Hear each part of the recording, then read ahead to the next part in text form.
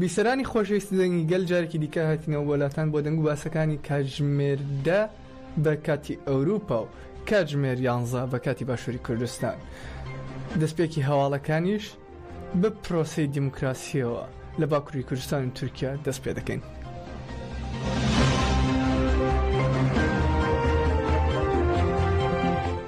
بڕیار وایە کاتژمێر 11 ئەمڕۆ لە پەرلەمانی تورکیا یەکەم کۆبوونەوەی ئەو کۆمسیۆنی لە چوارچێوی پرۆسی ئاشتی و کۆمەڵگەی دیموکراتیک لە پەرلەمانی تورکیا دامەزراوە بەڕێوە بچێت. کۆمسیۆنەکە 51 ئەندام لە خۆ دەگرێت. لە سەرەتای ئەم مانگە سەبارەت بە ئەنجامدانی یەکەم کۆبوونەوەی کۆمسیۆنەکەی پەرلەمان نوعمان کورتولموش سەرۆکی پەرلەمانی تورکیا پەیامی بانگەشتنامەی بۆ ئەندامانی پەرلەمان نارد. بڕیارە لە کۆبوونەوەکەدا کورتولموش وتایی دەستپێکی کۆبوونەوەکە پێشکەش بکات. دواتر پەرلەمانتاران گفتوگۆ دەرباری کارەکانی کۆمسیۆنەکە و بنەمایی ڕێکارەکانی بکەن. بڕیاریان لەبارەوە بدرێت. کۆمسیۆنەکە لە 51 ئەندام پێک دێت و بە گوێری پشت و ژماری کورسی پارتەکان لە پەرلەمان دیاری کراون و لەو ژمارەیە 21 ئەندام بۆ ئاکەپە، 10 ئەندام بۆ جەهەپە و 4 بۆ دەم پارتی و 4 بۆ مەهەپە و 3 بۆ ئی پارتی و 3 بۆ یانیۆل و هەروەها هەریەک لە هوداپار یەنی دەنڕەفەح، پارتی کرێکارانی تورکیا، پارتی ڕەنج، پارتی چەپی دیموکراتیک و پارتی دیموکراتیک کە لە پەرلەماندا فراکسیۆنیان نییە، هەریەکەیان بە نوێنەرێک بەشداری کۆمسیۆنەکە دەکەن. سەبارەت بە ناوی لیژنەکە دەم پارتی بە هەموو شێوەیەک تورکیای بێت تیرۆر ڕەت دەکاتەوە کە دەستەواژەیەک بوو ئاکەفە بەکاری دەهێنا. دەوڵەت باخچەلی سەرۆکی مەهەپە لە دوایین پەیامیدا کە دوێنێ دووشەمە بڵاوی کردووەتەوە ناوی یەکێتی نیشتیمانی و هاوپشتی بۆ لیژنەکە لە بەکارهێناوە.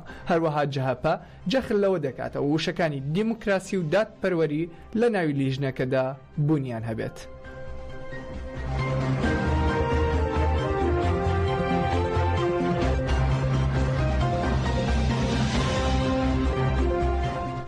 هەر لە باکووری کوردستان و تورکیا دەمێنینەوە و شاندی ئیمراڵی دەم پارتی و هۆشداریەکی بڵاو کردەوە و لەو بارەیەوە لەباری ئەو هەواڵ و بانگەشانەی لەسەر ناوی ڕێبەر ئاپۆ بڵاو دەکرێنەوە و ڕایگەیاند بڕوا بە هەواڵی نافەرمی مەکەن. شاندی ئیمراڵی دەم پارتی یەکسانی دیموکراسی گەلان لەباری ئەو هەواڵ و بانگەشانی کە لەسەر ناوی ڕێبەر ئاپۆ بڵاو کراونەتەوە ڕاگەیەندراوێکی بڵاو کردەوە و هۆشداریدا. شاندی ئیمراڵی ڕایگەیاند پێشتر لە 4 تەمموزی 2025دا ئێمە ڕاگەیەندراوێکمان بڵاو کردەوە، ئێستاش لەسەر تۆڕە کۆمەڵایەتەکان هەندێک دەستنووس و ڕەشنووس بڵاو دەکرێنەوە بە ناوی بەڕێز عەبدوڵڵا ئۆجەلانەوە. ئەوانە ناڕاستن. ئێمە باش دەزانین ئەو هەوڵدانانە بۆ لەباربردنی دیالۆگ و زمانی دانوستان و هەوڵەکانی ڕێبەر ئاپۆن. جارێکی تر هۆشداری دەدەین جگە لەو سەردانە فەرمیانی کە شاندی ئیمراڵی ئەنجامیاندا و ئەو ڕاگەیەندرا و زانیاریانەی کە لە پاش سەردانەکان بڵاومان کردووەتەوە هیچ بەڵگە و نووسرا و زانیاریکی جیاواز نییە و نەدراوە بە هیچ ناوەندێکی فەرمی. بۆیە باوەڕ بە زانیاریە ناڕاست و نافەرمیەکان مەکەن. داوا لەگەلەکەمان دەکەین لە بەرامبەر ئەو هەوڵە چاواشەکاریانە ئاگادار بن.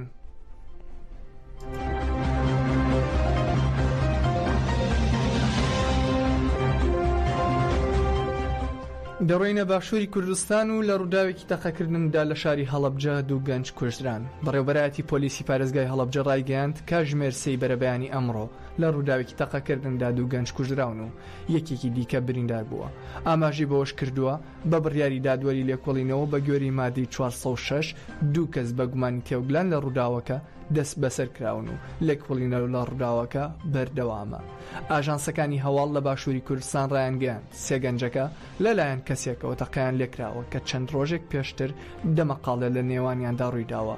ئەو دوو گەنجەی کوژراون یەکیان ناوی شاکار جەزا، ئەوی دیکەیان شکۆ محەممەدە، تەمەنیان لە نێوان 20 بۆ 22 ساڵە.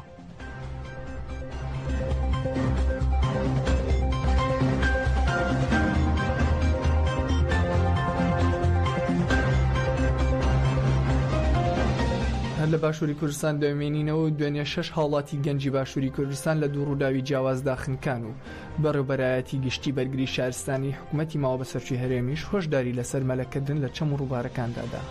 بەیانی دوێنێ دووشەمە 4 گەنج بەناوەکانی ئوسامە محەممەد عەزیز لە دایکبووی 2003، محمود جەمال عەبدولواحید لە دایکبووی 2004، بیلال کەمال مستەفا لە دایکبووی 2007 و محەممەد کەمال مستەفا لە دایکبووی 2008 کە هەر چواریان خەڵکی بەردەڕەشن و لە دوانیان بران لە کاتی مەلەکردندا لە ڕووباری خادر لە سنووری قەزای بەردەڕەش خنکان. پاش نیوەڕۆی هەمان ڕۆژ دوو گەنج بەناوەکانی محەممەد عومەر تەمەەن 22 ساڵە و ڕابەرحەمە ڕەشید 31 ساڵ لە گۆماوی پرێس خنکان. پاش ئەو دووڕووداوە بەڕێوەبەرایەتی گشتی هەرێم ڕایگەیاندراوێکی بڵاو کردەوە. بەڕێوەبەرایەتی گشتی بەرگری شارستانی هەرێمی کوردستان ڕایگەیاند لە سەرەتای ساڵەوە تاوەکو ئەمڕۆ 43 کەس خنکاون و ڕێنمایی هاونیشتمانیان و گەشتیاریان دەکەین کە چەم و ڕووبارەکان بۆ مەلە گونجاو نین. بەڕێوەبەرایەتێکە لە ڕاگەیاندراوەکەدا ئاماژەی بۆ کردووە زۆرینەی ئەوانەی خنکاون تەمەنیان لە 25 ساڵ کەمترە. داواش لە هاونیشتمانیان دەکات لە مەلەکردن لە چەم و ڕووبار و ورزەیەکان دوور بکەونەوە. دەڵێت سروشتی ئاوەکان لە هەرێمی کوردستان بۆ مەلەکردن گونجاو نییە.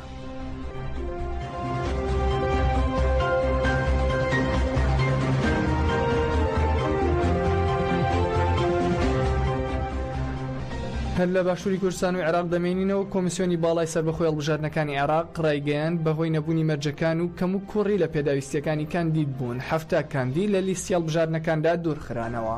ئەمڕۆ عیماد جەمیل سەرۆکی تیمی ڕاگەیاندنی کۆمیسیۆن بە ڕۆژنامەی سەباحی ڕاگەیاند 7 کاندید بەهۆی تەواو نەکردنی پێداویستیەکانی کاندید بوونیان و کەم و کوڕیان لە کاربارەکاندان و پابەند نەبوون بە مەرجەکانی بوون بە کاندید دوورخرانەوە.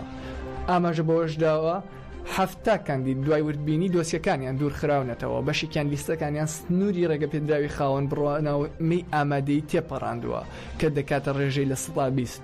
بەشێکی دیکەشیان بەهۆی تەواونەبوونی 120 ڕێژەی ژنانەوە بووە لە ناو لیستەکانیاندا. ئەوانی دیکەش بەڵگەنامەی خوێندنیان دروست نەبووە. هەروەها تیر و پشک بۆ ئاماژە بۆش دراوە تیر و پشک بۆ ژماری پارت و هاوپەیمانیەکانیش لە ڕۆژی شەمەی هەفتەی داهاتوو دەکرێت و ڕۆژی یەکشەمەش هەڵبژاردن بە شێوەی ئەزموونی ئەنجام دەدرێت.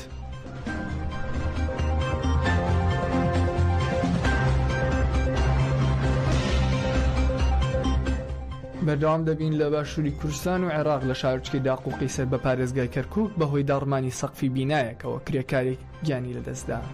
2 کرێکاری دیکەش بریندار بوون. ئاژانسەکانی هەواڵ لە باشووری کوردستان ڕایانگەیاند لە شارچکەی داقوق 3 کرێکار کە کاری ئاسنگەریان کردووە سەقفی بینایەکیان بەسەردا ڕووخاو بەهۆی ئەو کرێکارێکیان گیانی لەدەستدا و 2 کرێکاری دیکەیان بریندار بوون. هاوکات ئەو کرێکاری گیانی لەدەستداوە تەمەنی 25 ساڵە و یەکێک لە کرێکارە بریندارەکانیش برینەکەی زۆر سەختە و لە نەخۆشخانی داقوق لە ژێر چاودێری چڕدایە.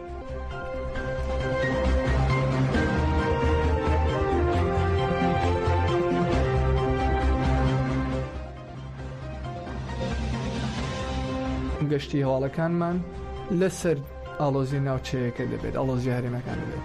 سوپای ئیسرائیل بڵاوی کردەوە بەرەبیانی ئەمڕۆ لە یەمەنەوە موشکێک ئەڕاستی وڵاتەکەیان کراوە بەڵام لە ڕێگەی سیستەمی بەرگریەوە خراوەتە خوارەوە. لە ڕاگەیاندراوەکەدا هاتووە بەرەبیانی ئەمڕۆ لە یەمەنەوە موشکێک ئاڕاستی ئیسرائیل کراوە. هەروەها زەنگی ئاگادارکردنەوە لە چەند ناوچەیەکی وڵاتەکەیان لێدراوە. دواتر هێزەکانی ئاسمانی وڵاتەکەیان موشکیان خستووەتە خوارەوە. لای خۆیانەوە حوسەکان ڕایانگەیاند وەک پشتیوانیەک بۆ هاوڵاتیانی غەزە بەردەوام لە هێرشەکانیان بۆسەر ئیسرائیل و ئەو کەشتیانی بەرەو بەندەرەکانی ئەو وڵاتە دەڕۆن. ئەمە لە کاتێکدایە لە ماوەی ڕابردوودا حوسیەکانی یەمەن ڕایانگەیاند کە هەر کەشتیەک بە هەر مەبەستێک بەرەو ئیسرائیل بڕوات ئەوە ئەوان دەیکەنە ئامانج.